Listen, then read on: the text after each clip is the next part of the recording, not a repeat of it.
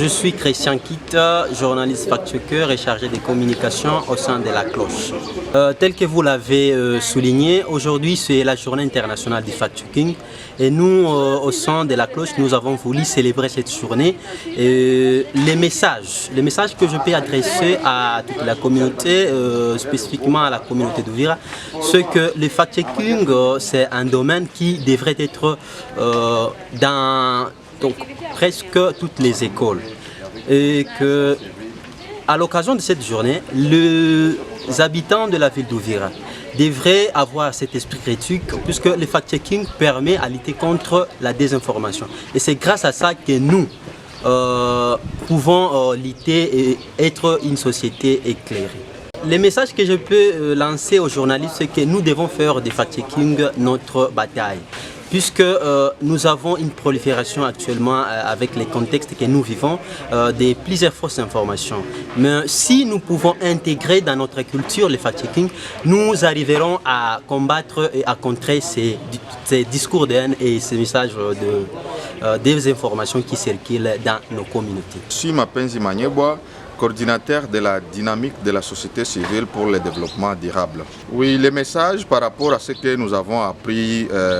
selon les différents intervenants, ce qui est à retenir est de travailler tous main dans la main pour lutter contre la désinformation, les rumeurs, lutter contre les messages de haine et surtout avoir cette volonté de continuer à sensibiliser la population sur l'importance de la communication responsable et amener aussi la population en général de comprendre qu'ils doivent avoir un esprit critique vis-à-vis de tous les messages qui circulent dans des réseaux sociaux, dans des médias sociaux, ainsi que dans les médias traditionnels. Nous avons tous la responsabilité, quels que soient les jeunes, les femmes, les hommes, comme les autorités et les citoyens lambda, de travailler main dans la main pour la promotion d'une communication à l'intérêt de la paix, une communication pour la non-violence, promouvoir une communication responsable en vue de lutter contre la désinformation et faire en sorte que notre façon de communiquer, notre façon d'informer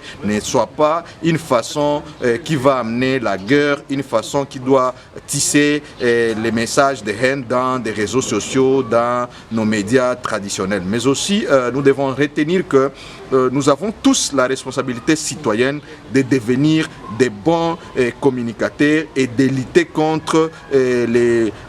informations qui ne sont pas vérifiées. Voilà pourquoi on a interpellé la conscience des journalistes, on a interpellé la conscience des acteurs de la société civile, la conscience des autorités et de toute la population en général de se mettre en commun pour unir des forces en vue de décourager les rumeurs et faire en sorte que la communication devient pour nous un outil de cohésion sociale, un outil de développement local dans la ville et territoire d'Uvira, mais que ça devient aussi un outil de promotion de la paix, un outil de la cohésion sociale pour l'émergence de Uvira et de Fizi. Vraiment, nous remercions les collectifs des fact-checkers du Congo qui nous a vraiment aidés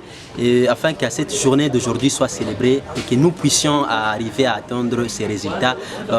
qui est vraiment satisfaisant. Puisque nous avons eu différentes interventions de participants qui ont été contents par rapport à notre organisation de cette journée internationale du fact-checking.